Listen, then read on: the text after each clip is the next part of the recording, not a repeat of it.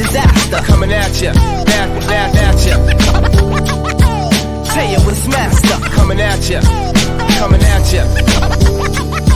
Rhyme style disaster. Coming at ya, back at ya. Tell you what's master. Coming at ya. Hello and welcome to In Focus. I am Rom Gayoso, your host. How can we start making sense of the future? Well, that's a very good question. Our guest today will help us with just that task. In today's show, we're welcoming a distinguished member of the World Future Studies Federation, WFSF, to discuss future studies. Folks, the future is arriving a lot faster than what we think. So let's get going. So before we get started, let me say a few words about the show proper, which is In Focus. This show is a result of a partnership between WFSF and yours truly, Futures Television. We're joining forces to advance sharing of information and knowledge of future topics. Our focus is on future studies, foresight, and futures literacy. So, what should you expect? Well, you will gain direct access to knowledge and information produced by the top minds in this field. WFSF is a UNESCO and UN consultative partner and a truly global NGO with members in over 60 countries. Today, we have a top researcher from the University of Alberta who will be discussing a system approach that will help us make better sense of the world around us. So, what should you expect to gain from the show? Well, today we discuss Dr. Rick Swastak's most recent work, Making Sense of the Future. The book suggests a few goals for our societies and goes about identifying strategies for achieving them. The book has a how to section for each chapter. So if you're looking to find out how to identify goals, strategies, trends, surprises, using a cross-disciplinary approach, then this show is for you. But wait, there is more. We will also talk about dystopian futures and how to deal with them. So stay tuned. All righty, so let me say a few words about Dr. Rick Swastak. He has been with the University of Alberta for more than 35 years. He is the author of 19 books, 60 journal articles, and other publications. He focuses on world history, economic history, interdisciplinary studies, and knowledge organization. His most recent books are Making Sense of World History, and we certainly need to have another talk on this one, and Making Sense of the Future, which is actually the topic of today's conversation. So without further ado, let's welcome him to the show. Hi, Rick. How are you doing today? I'm doing great, Ron. Thanks for having me. How wonderful to see you today, and thank you so much for taking the time to meet with me, the audience, and the other members of WFSF. So I hope I did not do too bad of a job at the introduction, but please, if I missed anything important, could you please say a few words about yourself? Yeah, I guess I've been a very interdisciplinary scholar. I've got a couple of textbooks on how to do interdisciplinary research. And then, as you mentioned, I recently wrote a book in world history, and that all set me up for the book we're talking about today, Making Sense of the Future. But thank you for a great introduction. Well, how wonderful. Let's get started talking a little bit about the book. So how did you come to write this book? As in many things of life, I was having lunch with an alumnus from the department I chair, and he suggested that my university should have a course on the future, and I thought that was a good idea. I chatted with my dean. She thought it was a great idea.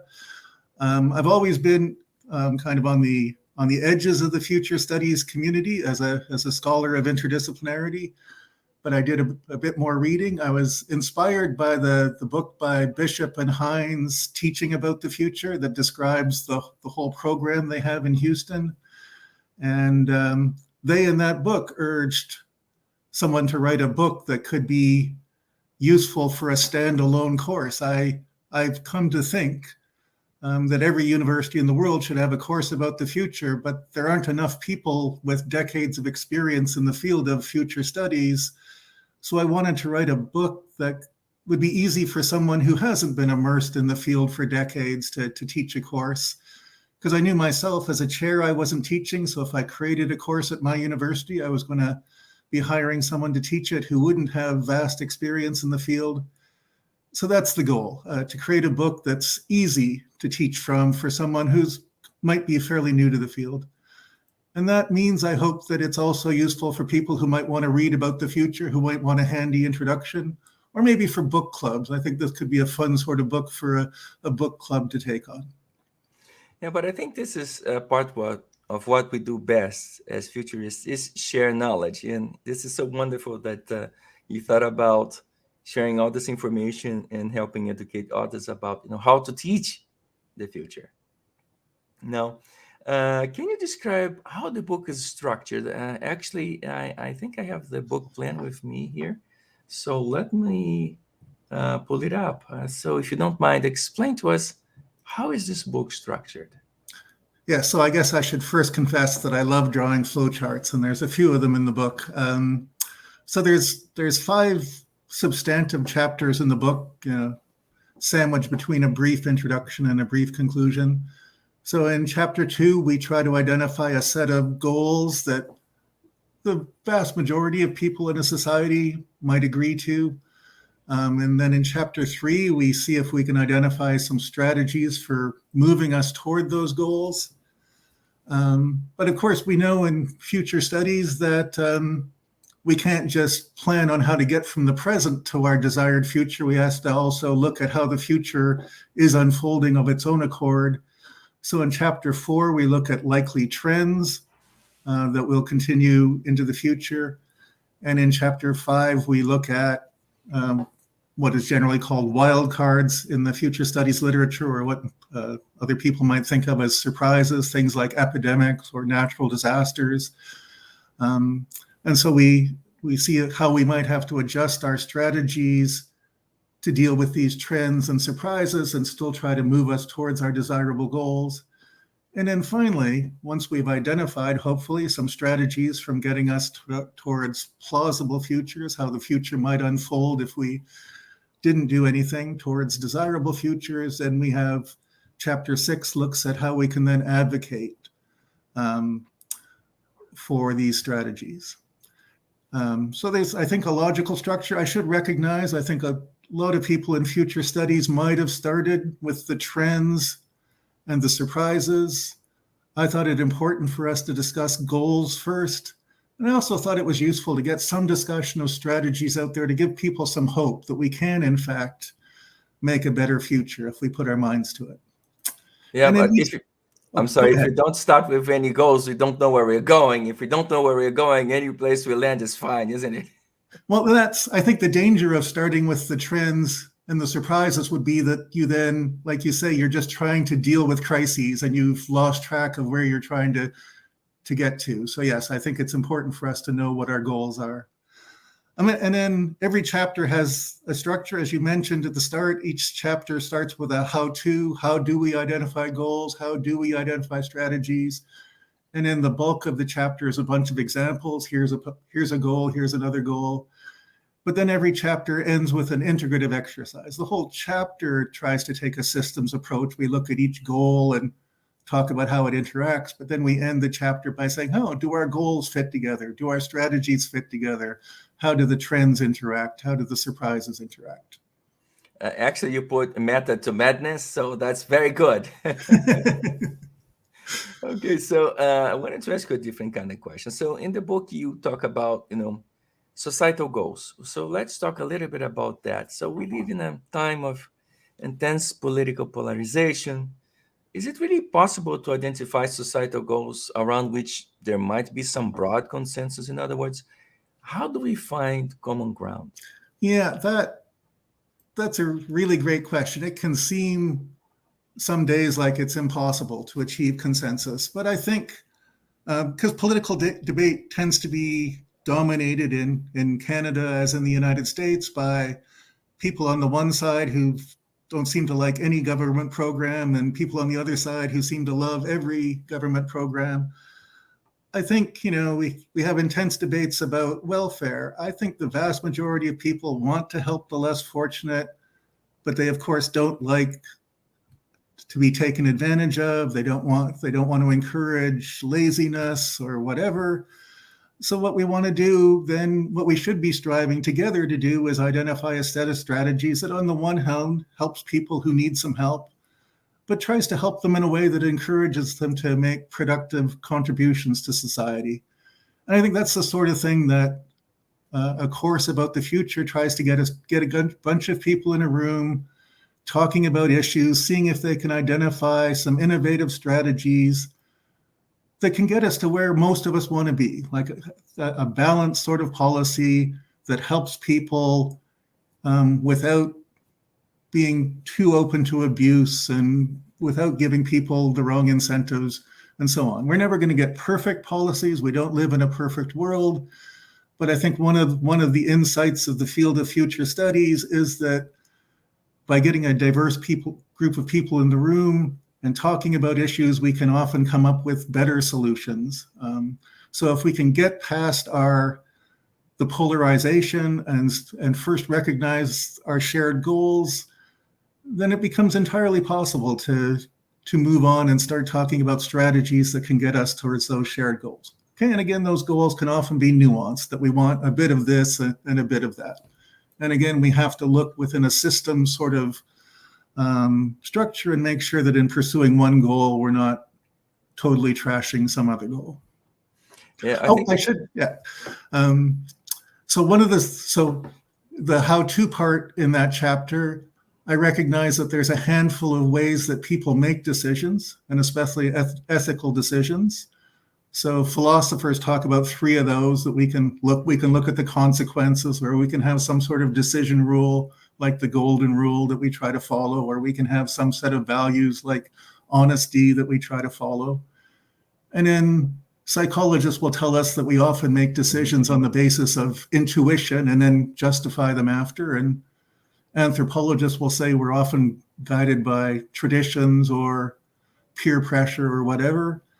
And so what we try to do in that chapter is say, can we identify goals that can be justified in all 5 of these ways? And that's, I think, the best possible strategy for coming up with a set of goals that can appeal to a large number of people. Yeah, I think it's important, in your work, you mentioned that very often, this idea of being inclusive. And I think that's one of the missions of the WFSF, which is to be inclusive about the future. We can't have a future where a few dictate, but you do, go through great lengths to make sure that all voices are heard, or most voices Right. are heard, and bringing people into debate. And I think future studies cannot be true unless we involve more people, right? That's exactly right. Okay, so let's talk a little bit about strategies. You mentioned strategy or strategies, right? So how do we go about identifying a strategy or a set of strategies for moving us toward our goals? Well, I think we first have to recognize a role for creativity. I think we are in a place in the history of the world where we're struggling to deal with a set of complex problems. I think we need some innovative solutions. And as we've both said a couple of times now, probably the best way to do that is to get diverse people in a room talking. I think, my book gives a whole bunch of suggested strategies.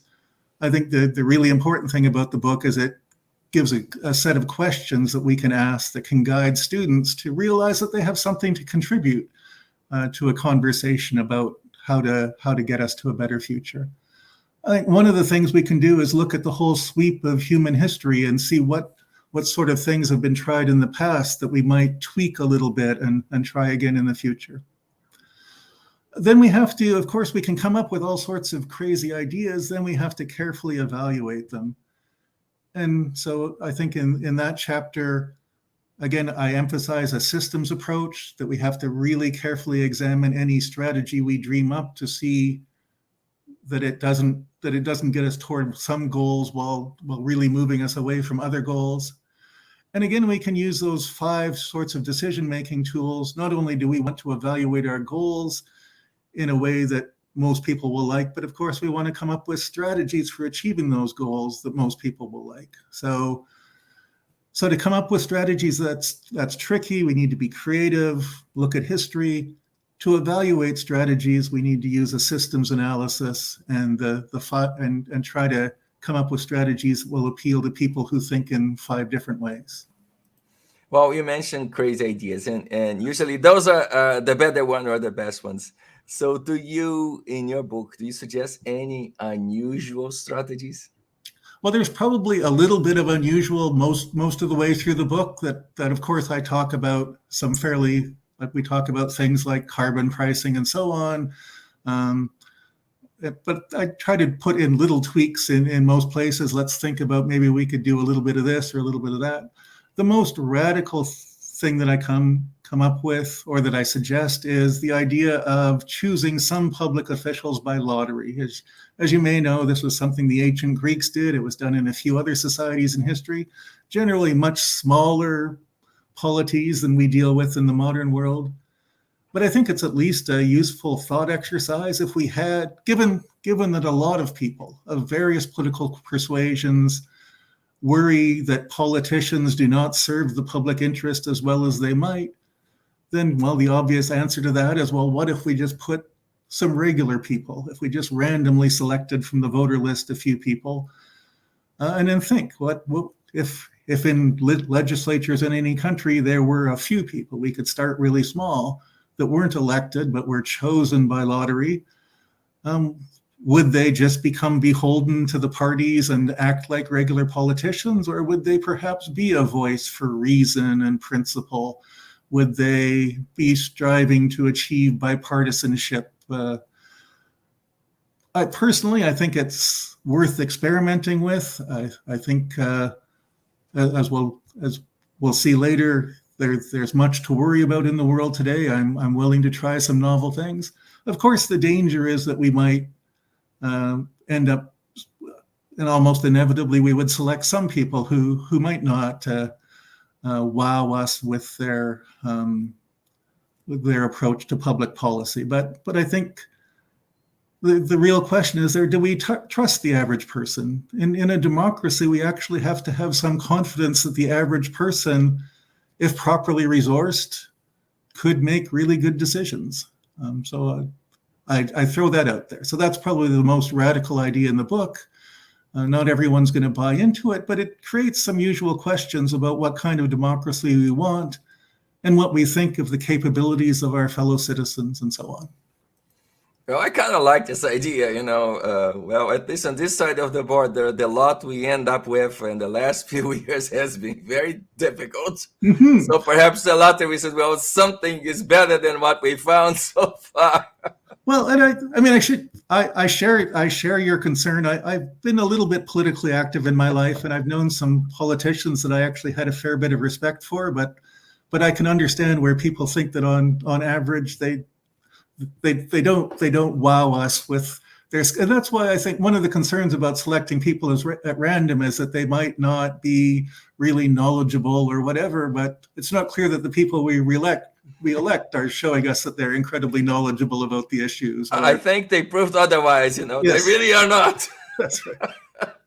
But we're stuck with them for 4 years, so it's kind of hard. What can we do about that, Mm-hmm. So let's talk a little bit about, trends and surprises. So what are the guidelines for analyzing trends and those famous wild cards? Right.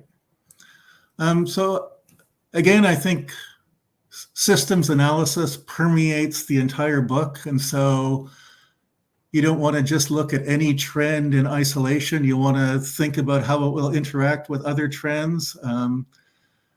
With trends, you really want to take a really long historical perspective and not just kind of think, oh, this has been increasing dramatically for the last 5 years, so let's extend that trend out another 30 years and things look really bad. There's been lots of trends in history that accelerated for a little while and then tailed off. That might in fact be a general occurrence in history. And of course, just simple mathematics tells that if a trend is accelerating, it won't continue to accelerate forever. It will at some point start to decelerate. And if you think back a few decades, lots of futurists worried decades ago about increasing rates of population growth.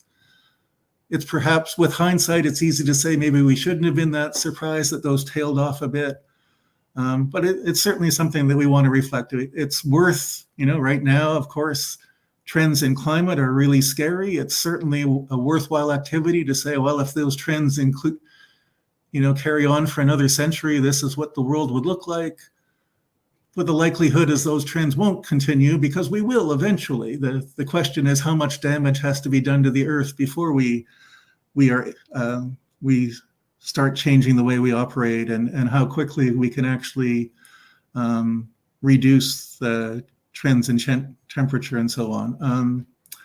So I think one has to be careful. One has to be nuanced, not just, like I say, extend a trend with a ruler off into the future. I think the other thing, that one of the clear insights of future studies these days is that we shouldn't predict just one future. So we need to think about various ways that the future might unfold, identify a set of plausible futures. That's what I try to do in the book.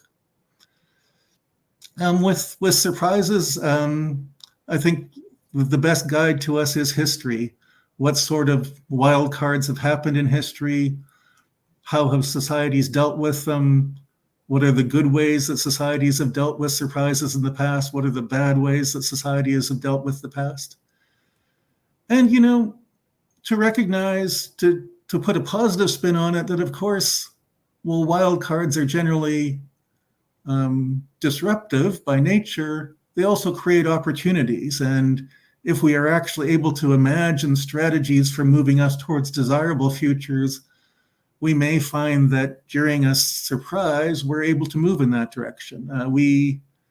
There was a range of social policies introduced temporarily during the pandemic that, maybe some of them are worth keeping around in the longer term. We actually, in both Canada and the United States, saw real drops in child poverty during the pandemic because of the massive funding that was pushed out the door to deal with the pandemic. And we certainly don't want to keep all that funding in place, but it raises some questions about whether keeping some of those policies in place gets us towards some of our longer term goals. So that's another sort of thing to keep in mind when dealing with surprises, is whether they're not just a horrible thing, but whether they create some opportunities for moving us towards our desirable futures. Well, I just at this point needs to warn our audience that you have two economists in a call, and that means we may end up with 3, if not 4, dissenting opinions. But I wanted to pick up on one of your thoughts here, and indeed, so it is real, the reduction in poverty, especially in childhood age brackets, and some people actually advocate for universal income, which is a different societal approach. Maybe it would be great to hear your take on that. Yeah, it's actually something that comes up a few times in the book, because, back in the talking about goals, I think we want probably less inequality than there is right now, and we want security. I think a lot of the challenges we're seeing in politics today is that people are worried. They're worried about the future, and so policies that we can put in place that make people less worried about the future make it easy for us to then deal with climate change and a whole bunch of other problems. So of course, a basic income kind of worries some people because it might be taken advantage of by some people. I think of course, we don't know. One of the lessons of the book is we should experiment more. There's been a few experiments with basic income around the world. They've generally been small scale and haven't lasted very long. There's some ways of interpreting at least some of those experiments to suggest that when people get a basic income, they actually then go back to school and get some training, or are able to devote more time to their kids and raise better children. That people don't just sit around and watch television when they get a basic income, that they actually use that opportunity where they no longer have to worry about feeding their family. They go out, most of them, and do useful things. I suspect that we could probably get some societal agreement on a fairly low basic income, so that it just kind of, keeps people so that they're not starving. They can feed their families, they can have a roof over their heads, but that they probably still want them to have to go out and work in order to get more. But I think that's certainly a policy that I think deserves more attention. We have to recognize that there's a potential downside that we should be honest about. And I think where possible, I think it's the sort of thing we could do longer experiments with. See, what happens in a community where there's a basic income in place for a decade, where we'd really have a chance to see whether people with fear taken out of their life for a decade really turn their lives around, and how many people just abuse it and do nothing with their lives for a whole decade. And then we can scale it up. And it doesn't, and of course, the other thing that we haven't been able to measure is how much it can replace other social programs. That if we had a basic income in place, how many of the other systems that we have in place to help the least fortunate members of society we would no longer need. And that's one of the potential, for an economist, we worry about administrative costs and so on. Yes. One of the beauties of it is it's incredibly easy to administer, and it potentially gets rid of a bunch of programs that are much harder to administer and that overlap and are wasteful and so on. So it might turn out that it's not incredibly costly, and that it does lift a whole bunch of people out of poverty and gives them the capacity to become productive members of society. So thank you for asking me. I'm obviously not the only person, but it is something. It's a strategy that actually pursues a bunch of goals, and it has some side effects that we have to worry about, but it seems very much worth investigating. It wouldn't be the only. I also think we might want to think about some cleverly structured public works programs to get the unemployed doing useful things in society. Build roads. Yes. Well, there's a whole bunch of things, and maybe it's a way of getting. I think our volunteer communities could identify a whole bunch of tasks that, neighborhood beautification and so on, that relatively unskilled people can do useful things. I think, again, it's just thinking outside the box. I think we have a set of tired policies that don't quite get us where we want to be, and some innovative ideas might get us to much better places. Certainly. So in the book, you talk a lot about the worries that we as a society feel. So I wanted to talk to you a little bit about one of the current trends, and that one is precisely societal collapse, right? Yeah. So it's not really a big surprise given the uncertain environment we face: war, crisis, gasoline prices, you name it. There are many futures that predict societal collapse or some deeply altering transformation. So how do you address those concerns? Yeah, again, the book tries to build off of my world history book. And I suppose one lesson you could draw from world history is that every society eventually collapses. At the height of the Roman Empire or the British Empire, you wouldn't have predicted that they were going to disappear over the next couple of centuries. I think we have to be careful drawing that lesson from world history, but it is, we shouldn't be complacent. And of course, there's been lots of events over the last few years where people's faith in democracy has been shaken. People's sense of a shared community has been shaken. There's been instances in a bunch of different countries of political violence. So I think it's not hard to imagine a future of societal collapse. I think that's a very costly event, so I think we should still be trying to work to avoid it. But I think we should recognize, so I think in my book, I mostly try to push strategies that can be introduced slowly and humbly and evaluated carefully. But I think we might recognize that in a crisis, we might have to make dramatic changes. That's riskier, but it might be necessary. So I guess my starting point is the general future studies belief that we can't predict any future. So we shouldn't be 100% sure that our society is about to collapse. We should recognize it as one possibility. I think a possibility we should try to avoid. If it is going to happen, I think another lesson of history is that in revolutionary tumult, bad things often happen. The new government that comes into place is even worse than the old one that was overthrown. So I think we want to have a good idea of what sort of society we want to rebuild if we do end up with a societal collapse. But I think we want to try, like I said, to avoid it if at all possible. Recognize the dangers, recognize that we may not have lots of time to reform the societies that we live in, but try to do that. Yeah, one of the things that I wanted to talk to you, because you do talk about societal collapse, and as you know, it's kind of a constant in the media right now. But I believe one of the roles we as futurists have is to kind of bring some common sense. And I wanted to hear your thoughts, because they use societal collapse as a tool for fear mongering. And fear is a commodity that sells. So how do you think we as futurists can collaborate to society? How can we fight this fear mongering trend that we see out there today?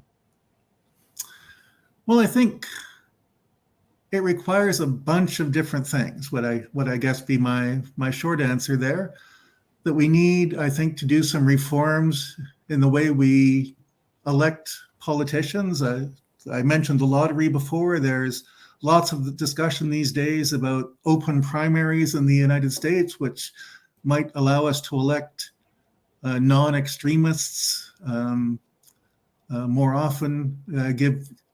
I think there's a variety of reforms that give voters more choice, that take a bit more power away from political parties and give it to people. So I think we want to reform our political processes as much as possible. And then we also need, but I think faith in democracy not only depends on reforming those processes, but us coming up with strategies that governments can do, so that unless we see governments actually dealing with climate change or a whole bunch of problems, then of course we're not going to get anywhere. So we need to both reform our democracy and come up with policies that work to address our problems. And I think another thing that I do in the book is not just focus on institutions, the laws and regulations that we want to change, but to talk a lot about values, that we know that institutions don't work unless they're supported by values. The war on drugs tells us that we can't just enforce laws if a big chunk of the population doesn't believe in them. So if we want to have democracy, we need values where we actually respect the people we disagree with. And that's not always easy.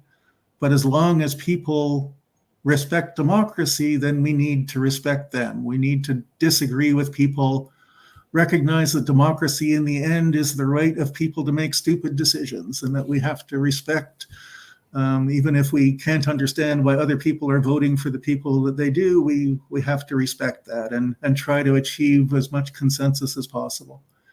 And I think on a broader front, we've done a remarkably good job in most of the Western world in recent decades of increased respect for diversity of a bunch of different kinds. But the downside there, when you survey young people today and ask them about ethical issues, they'll kind of say, whatever a group decides. If a particular group wants to be dishonest or irresponsible, that's fine. And I don't think we have to go down that road.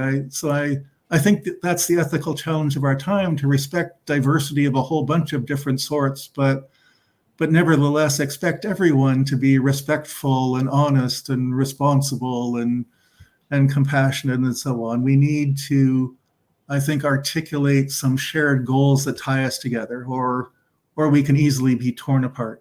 And a challenge there is, who on earth does that? Our politicians can't exactly lead an ethical renaissance. Maybe some of them can, but most of them aren't trusted enough to do it. And so maybe we need entertainers and sports stars to do it. It's not clear. But I think that's, again, the value of gathering groups of people together and having these conversations and trying to maybe get some groundswell of support for some sort of renaissance in values that can support democracy and a sense of a shared purpose, that no country can survive without a sense of a shared purpose.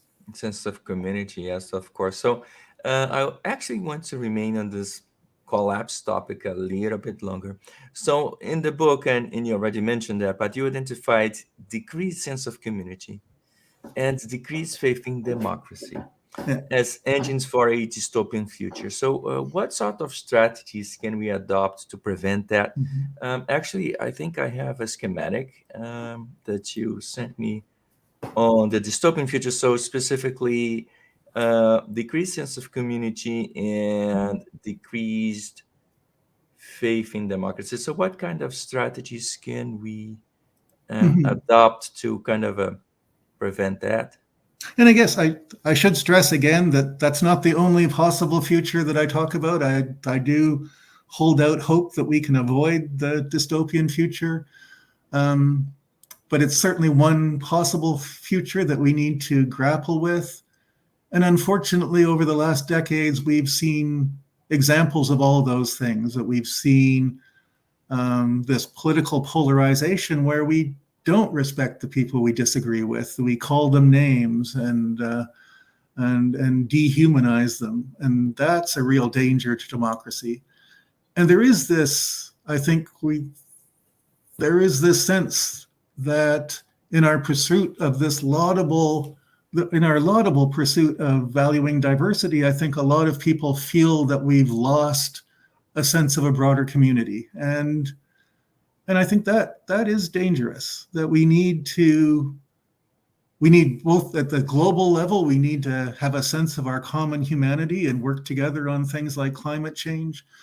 Within each country, within any democratic country, there has to be some sense of shared purpose, some sense of shared citizenship, and I think some sense of shared values that we can agree that we want. That we want people to be personally responsible. We want people to be socially responsible. We want people to be caring and respectful. I think, I am worried, and I think we're starting to see already a bit of pushback against diversity. I ask a question in the book: if you have to choose between diversity and honesty, which do you choose? I think that's horrible, and I think we don't have to make it. We can have both. We can respect all kinds of diversity and still expect everyone to behave in an honest manner or explain. Again, every ethical rule has potential exceptions, but if people are going to behave dishonestly, we can reasonably expect them to have to explain themselves. This all may seem pie in the sky in the present world that we live in, where we're a long way away from that. But I think, again, we need to kind of recognize as people that we need to change both our values and our institutions, that we are a long way from where we want to be. And we need to recognize that democracy can't survive without mutual respect. And it especially can't survive if there's widespread political violence. We've seen some examples of political violence. Democratic societies always face this conflict between needing to maintain order and wanting to give people as much freedom as possible. And so that only works if the vast majority of people follow the rules. And if a sizable minority decides to break the rules, then we have a problem. So I think we can avoid I still hold out hope for my children and grandchildren that we can avoid the dystopian future, but I think we have to recognize that it's a possibility that we should be very much trying to avoid. So let's talk a little bit about the truckers, right? Well, I think people gave others the opportunity to manifest, but that turned into like weeks and weeks of upheaval in Canada's capital. And unfortunately, the idea was exported into the US too, but I think in this side of the border, the police was perhaps a little bit more forceful. Yes, well, and of course, that gets back to the conflict I'm talking about. That the governments, on the one hand, have to maintain order, but we want to have as much freedom as possible. So we want to allow people to demonstrate, even if we don't agree with them. We want people to have the right to gather and scream and shout, but we have to place limits on it. And occupying Parliament Hill for weeks on end, making a lot of noise, forcing thousands of people to either leave their apartments or put up with horns honking and so on for weeks on end. The government at some point was going to have to say this is enough, and so again we get this polarized debate where some people are saying freedom is inviolable, but of course one person's freedom ends when they're interfering with another person's freedom. Your freedom to not get vaccinated, unfortunately that endangers other people. I think the government has to be guided by the medical evidence in its decision making, so it has to limit the freedoms of people who don't get vaccinated. That's an unavoidable trade-off, and governments have to decide when a demonstration has lasted too long. Whether they had to end it in quite the way they did it, that's a conversation for another day. But another hour. Yes, entirely. But I think to recognize that conflict between order and freedom is always there, and that when people are screaming that about freedom, that they need to recognize that freedom has always got limits. That one person's freedom ends when they're interfering with another person's. And that states have to make these tricky decisions. Yeah, so, and I think one of the beauties of the combination of your work is, yes, we talk about the future, but you talk about making sense of history, right? And I hope the future generations will look at our mistakes and the things we did wrong, right? And they say, well, those guys were really fools, so that they will not have to repeat our mistakes, and perhaps they will learn. And I think that's the beauty of looking at your work is, well, that's where we're going. Those are some potential futures, but look where we have been and how we dealt with those crises, and perhaps there is indeed a better way, isn't it? Yeah, well, and I think this gets back to something we both mentioned earlier: the value of getting people together.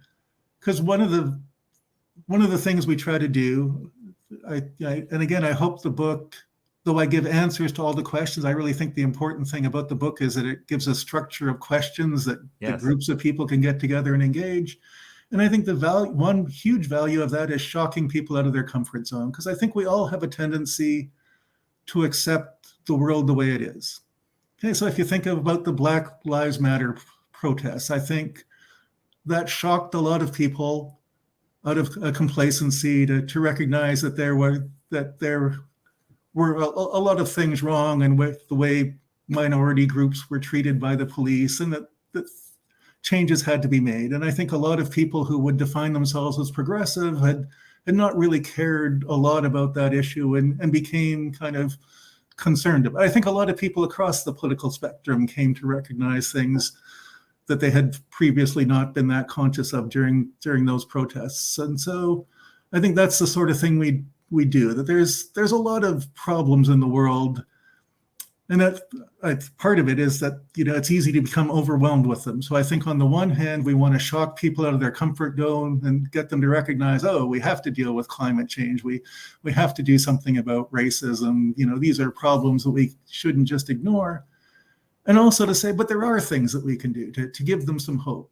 Because and those things, of course, reinforce them. You're not going to face up to your problems if you don't think there's ways that you can deal with them.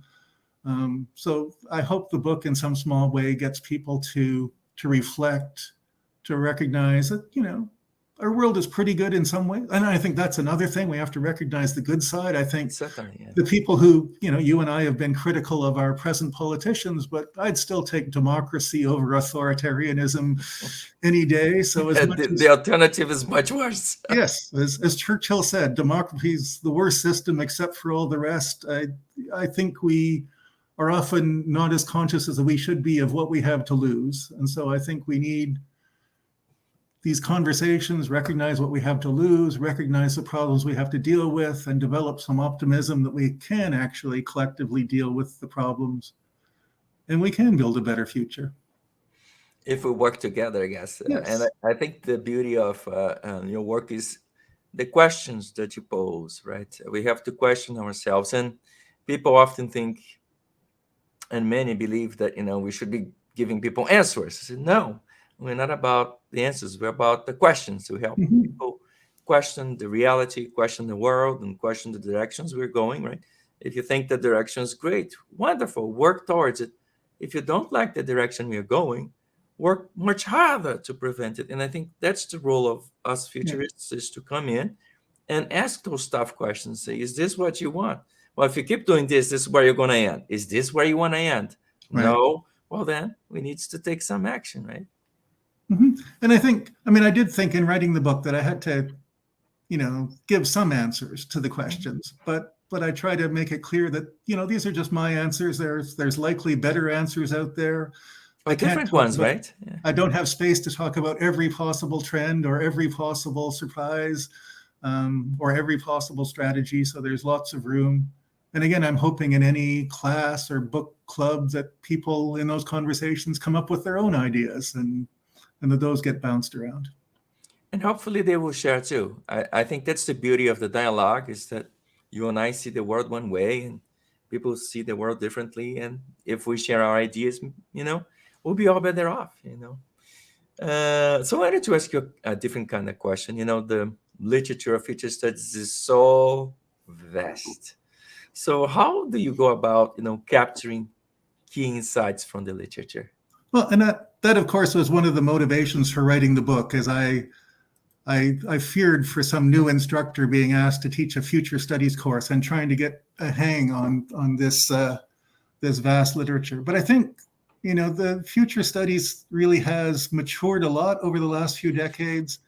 So I think the book takes as its starting point a couple of key ideas. So one of them is backcasting, this idea that we identify both plausible futures and desirable futures, and then figure out how we get from plausible futures to desirable futures. So I think that's perhaps the most common method in the field of future studies, and my whole book can be seen as an exercise in backcasting. I think systems analysis is perhaps another key characteristic of future studies as a whole, and it permeates my whole book, that we're always looking at how things connect to other things. I think the idea that we've talked about, that, what we want to do is get diverse people together in a room and give them important questions to address. I think that also motivates the book. So I think there's, a handful of key ideas from future studies that are the backbone of the book. I also, I think there was a survey article by Alex Fernani, I probably pronounced that badly, in Futures a couple years ago, where he did some bibliometric analysis and identified 6 clusters of people. So some who focus on technological change, some who focus on the environment, some who focus on imminent societal collapse, and so on. And I can say that I draw fairly heavily on all 6 clusters.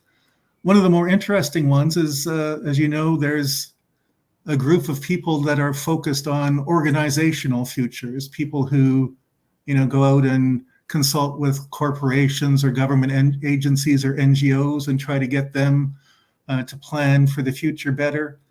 That tends to be the literature that interacts with the others, but tends to cite itself most. And I think in the book, to recognize that a lot of the strategies that we talk about have come from them, that they're out there, running workshops for these organizations. And so they've had to identify a bunch of useful strategies to guide these conversations and get organizations to think about their future.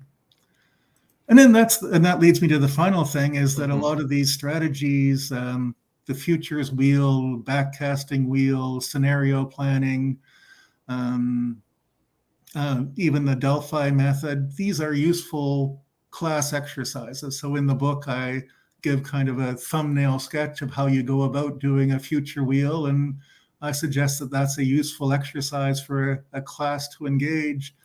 And that especially, as some people have suggested, we could have one group of students do a future wheel around one trend, and then have another group do a future wheel on a different trend, and then we can get the groups together to see how those trends interact. For those not familiar with the future wheel, you start out with a trend, and then you look at the effects of that trend, and then you look at the effects of those effects. And then by combining a couple wheels, you can see how these effects will interact with each other and so on. And that hopefully communicates some of the complexity of the future, but that it's perhaps a comprehensible complexity that we can kind of get our hands on it. And also, I think, I haven't used the word empower. I think what we want to do is empower anyone reading this book or any student taking the course to realize that they have something to contribute, that they can see, that they can add something to a future wheel that no one else has thought of. Yeah, I think this is the important message, is the empowerment and making sure that people participate. It's a dialogue, right? Yeah. If only we're talking, then there's no dialogue. Right. But if others participate, then I think we have a better chance at building or co-constructing the future together. And I think that's one of the beauties of your work is you kind of inspire people, you help us ask better questions, you help us get motivated about the future. And as I said at the start, my dream would be that every college in the world has a futures course, and that what we're doing is empowering students to then go out into the world and work towards a better future.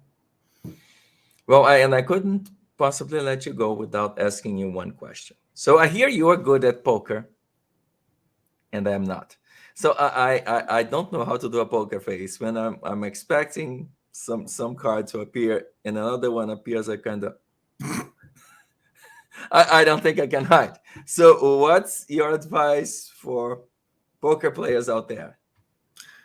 Yeah, obviously working on a poker face is one of the keys. Okay. And I think for some people that's easier than another. I think you really just have to kind of force yourself to think about other stuff and not think about the pot you might be just about to win. I think especially in online poker, having a good grip on the probabilities is really important. I think I've talked to some people who are like professional online poker players, and they're doing these kind of detailed mathematical calculations. And that's, of course, the broader lesson there is to not let your emotions run away with you, that it's very easy to get excited and think, oh, I have a chance of winning big, when in fact your chance is not that big and, losing a lot of money. Well, as you can see, I can no longer pull my hair. So I think there we go. Yeah. And then the other thing I think, and this is a general lesson in life, is to kind of play the long game, that you want early in the poker game to not be too predictable, because that, if you're not predictable, if the other players can't figure you out very easily, then of course that increases the chances that you can make some big money later on. See, so not being predictable, there's some pot at the end of the rainbow. Okay, good. That's right. Well, all right. It seems we will have a lot more to talk about. So we'll have more discussion for another day. We certainly have to bring you back to talk about making sense of history. Dr. Szostak, thank you so much for your being here with me and the audience today. It is really a great opportunity to highlight the work WFSF members do and how we can all benefit from this knowledge sharing. Thank you very much for inviting me. This has been a quite enjoyable experience. Okay, so let's start thanking folks. Again, thank you so much for being here, and please stay tuned. This show In Focus is broadcasted via Futures Television, our home of the future on television, and you can find us on Roku TV. It is available freely via the Roku stick or on Roku-enabled TV sets. So start looking for Futures Television and do add us to your list of preferred channels. Again, thank you so very much for joining us, and I hope to see you again soon in another episode of In Focus. You can rest assured we have a list of great guests ready to share their views with you. I'm going to leave you with our institutional message. Thank you so much. Bye.